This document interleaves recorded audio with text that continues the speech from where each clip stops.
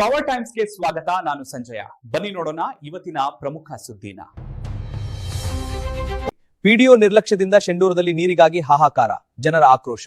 ಶೆಂಡೂರದಲ್ಲಿ ನೀರಿನ ಸಂಕಷ್ಟ ತೀವ್ರ. ಪಿಡಿಒ ನಿರ್ಲಕ್ಷ್ಯಕ್ಕೆ ಜನರ ಆಕ್ರೋಶ. ಬೆಳಗಾವಿ ಜಿಲ್ಲೆಯ ನಿಪ್ಪಾಣಿ ತಾಲೂಕಿನ ಶೆಂಡೂರ ಗ್ರಾಮದಲ್ಲಿ ಗಂಭೀರ ಕುಡಿಯುವ ನೀರಿನ ಸಮಸ್ಯೆ ಎದುರಾಗಿದೆ.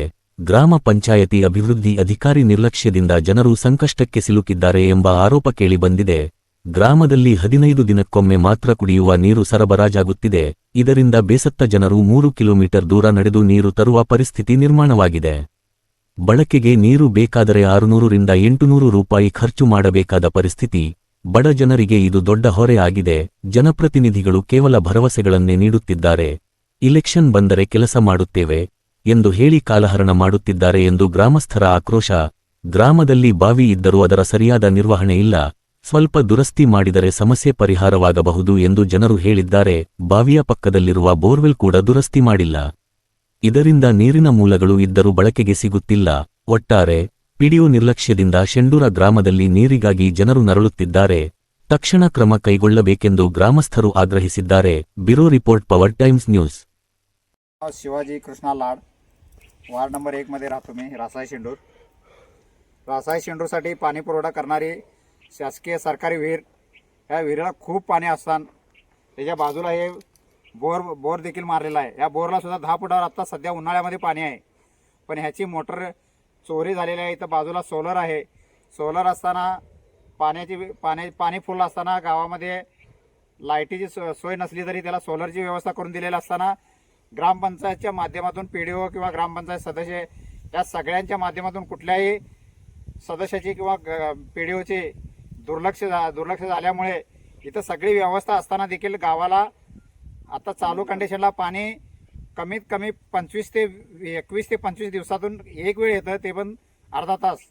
आणि एवढ्या अशा समस्येतून गाव जात असताना या आपल्या गावच्या ग्रामपंचायतीला किंवा त्या पीडीओला कुठल्याही प्रकारची त्याची दखल घेतलेली नाही त्यांनी, आणि हा गावाला त्रास सहन करावा लागत आहे.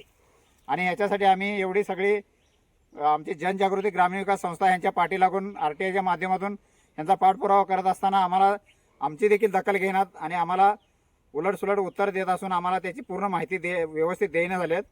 आणि हे आता सोलरसुद्धा मला वाटतं इथं 20x20चं सोलर आहे.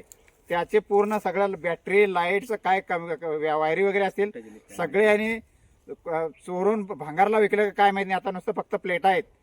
अशा माध्यमातून इथं सगळं आमच्या शेंडूर या गावामध्ये पूर्णपणे चोरांचा बाजार सुळसुळाटपणे चालू आहे. आणि ह्याच्यासाठी 3 महिन्यापासून आम्ही ओरडतोय. पाणी पुरवठा होणारी आपल्याकडे विहीर असताना त्या विहिरीकडे 20 वर्षापासून यांनी दुर्लक्ष केलेलं आहे. आम्ही त्याच्या आवाज उचलून गाळ काढायसाठी 2 लाख रुपये ग्रामपंचायतच्या फाळ्यापासून जमा होणारे पैसे ग्रामपंचायत बँकेतून काढायला लावलेत, तरी पण ते पैसे या गाळ काढणाऱ्या लोकांना न देता असं अर्ध्यावर सोडलेलं आहे. आणि ह्यांनी पैसे आपल्या जवळ ठेवून आपल्या घरात बसलेले आहेत. कारण का तर त्यांची ग्रामपंचायतीची मुदत संपलेली आहे. ग्रामपंचायती मुदत संपलेली आहे तर ह्यांनी पैसे आपल्याकडे का ठेवतात, ग्रामपंचायतमध्ये न ठेवता, आणि कुठल्याही प्रकारचे गावाला पूर्णपणे मुसीबतमध्ये टाकून ह्यांनी आपले स्वतःची घरे सांभाळायचं आणि घराची मनमानी करायला चालू आहे.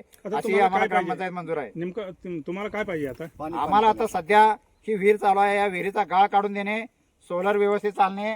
बोर पाणी आहे, या बोरचं पाणी फुल आहे. फक्त याची मोटर याच्यामध्ये आहे ती काढून व्यवस्थित विहिरीमध्ये सोडून, विहिरीला पाणी आहे, बोरला पाणी आहे, दोन्ही पाणी मिळून गावाला पाणी पुरवठा चांगल्या पद्धतीने होतो. परत आणि आपल्याला जे नदीवरून आलेलं पाणी कनेक्शन आहे जेमजेचं, ते आणि हे दोन्ही मिळून रोज पाणी पुरवठा होईल इतकं पाणी असताना ही कुठल्याही प्रकारचे आम्हाला इथं सुविधा काय दिलेली नाही या ग्रामपंचायतीनं. आणि त्याच्यामुळे पूर्ण गावाला हा पाण्याचा त्रास सहन करावा लागत आहे. किती दिवस झाले हे आता गाळ काढायला? हे गाळ आता मला वाटतं अर्धा दिवस झालं चालू आहे. आता रोज चालू आहे का? नाही, रोज होतं. पण त्यांच्या काही ग्रामपंचायतीने हे जे जागा ज्यांचा होता त्यांना काहीतरी सुविधा देतो असं सांगितलं होतं म्हणतात. म्हणजे आम्हाला पण ते पक्क माहिती नाही आहे. आणि ते त्यांना न दिल्यामुळे त्यांनी पण बाबा आम्हाला आमची जी सांगितलं होता ती मागणी पूर्ण करा.